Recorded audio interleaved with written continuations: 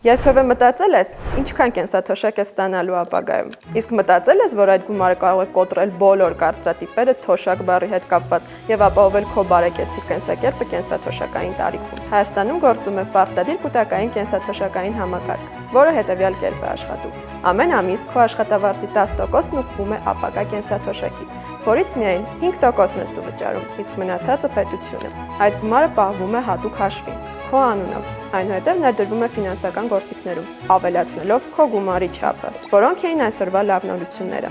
Առաջինը, պետությունը կրկնապատկում է քո կൂട്ടակած գումարը կամ ավելացնում մինչև որոշակի չափ, կախված աշխատավարձի գումարից։ Երկրորդ, տարիներ անց հավանական գնաճի արդյունքներում քո կൂട്ടակումները ոչ միայն չեն նվազի, այլև կաճեն, քանի որ գումարը կառավարվում է պրոֆեսիոնալ եւ միջազգային ֆոնդերի կառավարիչը, այսինքն մենք, C²-ան։ Իդեպ, եթե ծնվել ես 1974 թվականից հետո ու գրանցված աշխատող ես կամ անհատ ձեռներեց,